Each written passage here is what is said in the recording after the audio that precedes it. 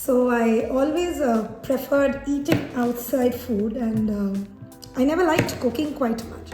It was always a very tedious process to undertake and switch the gas on and do this and do that and chop the vegetables.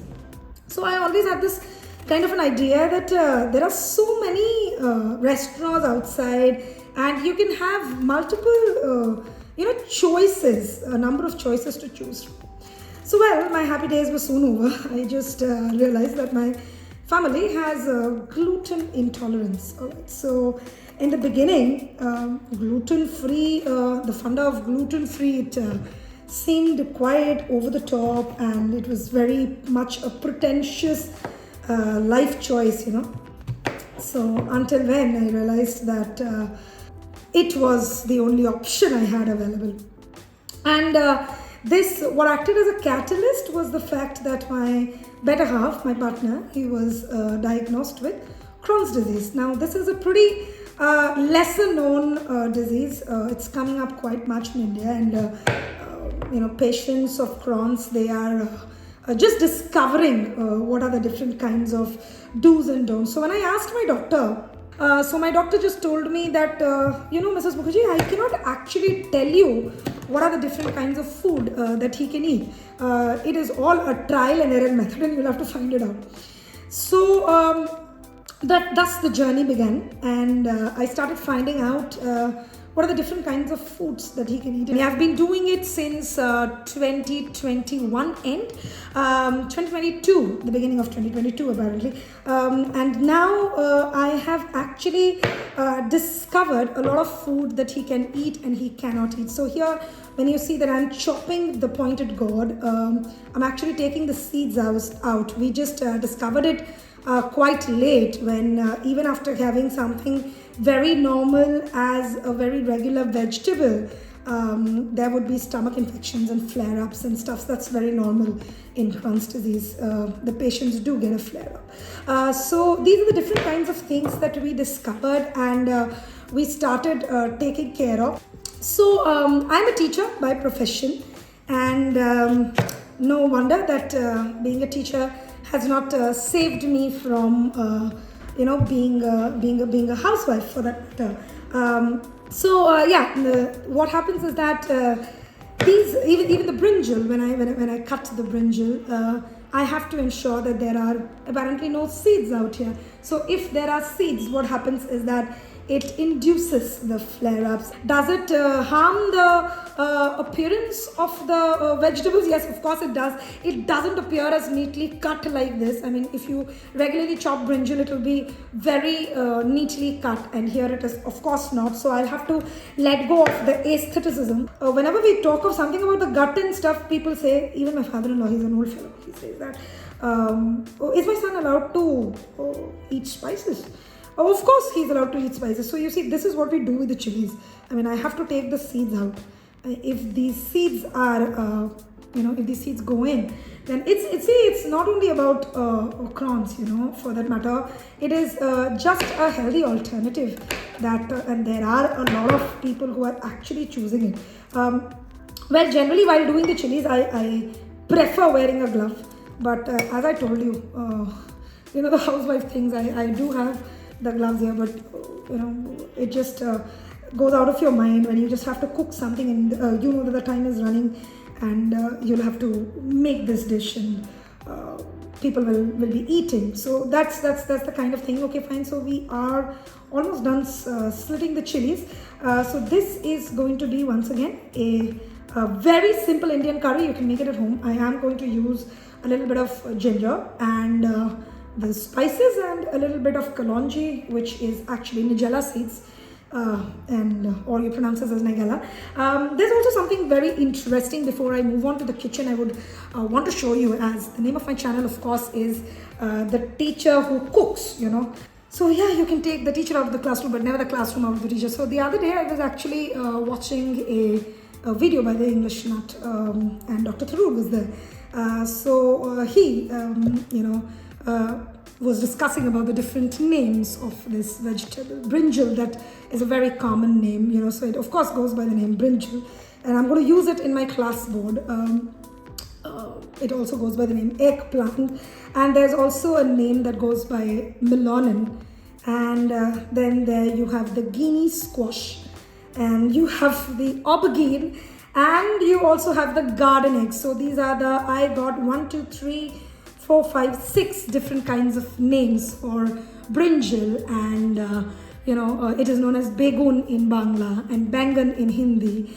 And so there are a number of different names that one single vegetable goes by. So this is also a remembrance of the unity in diversity that our country has. So of course, being a teacher, these are the different, of course, scopes of NEP 2020 that we are also bringing in. So every video that you are with me, I would either teach you something new about vocabulary. If so these are the 6 words that you can put in your vocabulary. And you can also say, it's not always a brinjal, it's also a melonin, it's also an eggplant, it's also an aubergine, whatever you choose. So let's move to the cooking area now, and I have to finish up quickly because the family has to eat. Alright, so that said, I quickly learned this, that while medicines, many of you might say that, what about the medicines? Now, while you say that yes, medicines do work, of course they do work, but as you rightly know, and everybody would agree, that diet is an integral part of any healing process. And in Bengali, we come from Bengal, so, and in Bengali, there's a very beautiful word, and it goes by patho, and it's, if you pronounce it in English, it is pathya, and it is actually the dietary regimen that would support the healing process. So my mother-in-law, my husband, they would always say, and of course my father would of course say that if your diet is fine, I mean you can actually battle half the diseases, half the problems that you're facing. Yes, I gradually quickly learned that medicines are essential, but diet does play a crucial role. So this journey that I'm going to take you along with me is nothing, not of any hero, not of any kind of over the top thing that I'm doing. This is some regular household in-house cooking that I'm doing, and this is just a remembrance, just another salute to all the housewives who do a commendable job, and who don't have summer vacation leaves. As a teacher, it's my summer vacation right now. My summer vacations are about to end. So housewives apparently don't have any vacations. I have seen my mother do this. I've seen my mother-in-law do this. So and without any complaints apparently. So this is raising a toast, commemorating the wonderful work that housewives do, and also myself being a working personnel, stepping into the role. So this has been frying itself for around half a minute, 1 minute now, and we already have the masalas plated. Now see, people are of an opinion that you cannot eat masalas, so we eat all kinds of masalas, even though the fact is that we have prawns in our house. But of course, we limit the use of red chili, given the fact that of course red chili is roasted with the seeds. Alright, and all these, this is coriander, roasted coriander, this is roasted cumin, and for the spice level, because we love spicy food, we have roasted black pepper, and we use it as an alternative for red chili and chili paste and stuff like that. Of course, the haldi, the turmeric, is from outside, and this is the salt. The salt you can always put as per taste. So it is already fried itself for half a minute to a minute. So I'm just going to put all these things. You really don't have to put everything one by one. You can actually go ahead and pour this thing, come on, because that's the most easy way to do. And then I am going to actually pick up some amount of water, whatever we are using at home. We generally, what I also do is I often boil water, put a little bit of water in it, and then you just put all these things together. It is going to cook itself. Now that you've put the water, it will be a little less noisy, and you just have to let it cook itself. The mixture of the spices, it needs to go inside each vegetable, so you need to use the ladle. It should not be that the vegetable is limited to another particular area. See, we have the salt and the vegetables, the spices as per our choices. You are always open to putting something new and not putting anything. Now after some time, what I'm going to do is I'm going to put this tomato. You know what this tomato is? This is a pureed form of the tomato, because again the seeds is a problem, and someday I'll just put a detailed video on how we actually do it. This not only enhances the taste but also the color. You will soon see that the sabji has a very nice color. So we make it, and you can easily store it in a steel one or a glass bottle as per your choice. So yes, now we just do the ladling again, and you see the tomato puree, it's gone to each and every corner. So now it's well cooked. You can see the concoction is quite as much ready, and the raw smell of the spices will have gone.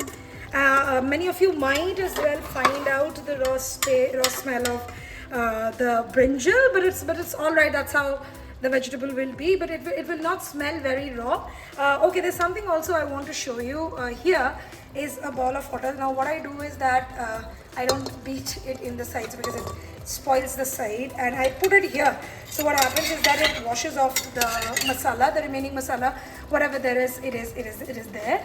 And what I'm going to do is I'm going to use this water. So I had poured the water that I would need for the vegetable. You can change the, you may or may not use this method. I do it so that the masala is not wasted, or if I beat the sides, then of course the cooker or the kadhai, whatever I'm using, the pot will suffer. So yeah, and here are also the rest of the chilies that I had slit.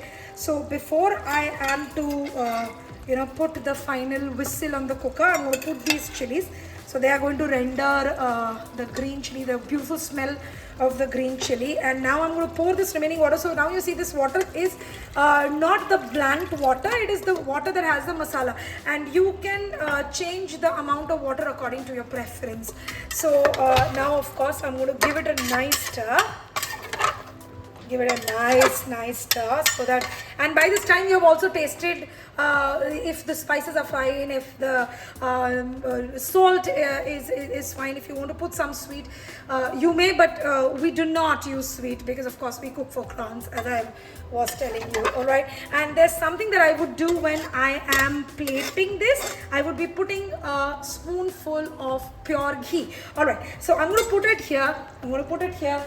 Take the lid of the cooker, and I'm going to now put it for whistles. Now remember, all these vegetables, they are very soft vegetables already. They're already mushy. You check that the whistle is fine, the things are fine, and then you have put it, and you put it on a little medium to high flame. All right, and since this entire concoction does not have any vegetable that is hard to soften, so you can only keep it for 3 to 4 whistles and then let it settle down. Don't take the lid off instantly, let it settle down.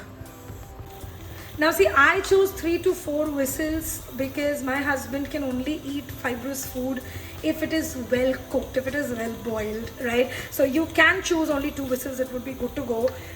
Just in the meanwhile, do check if the pressure cooker's lid is well fit, and you're good to go. We'll see you after a few whistles and we'll plate the food.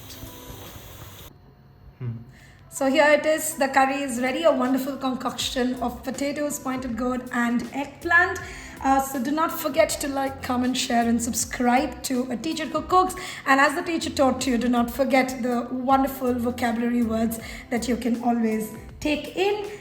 Join me as I share my experiences, challenges and the recipes that have become a part of our everyday life as I continue cooking Crown's friendly meals. This is Anindita Banerjee signing off. Take care. Have a great day. See you soon.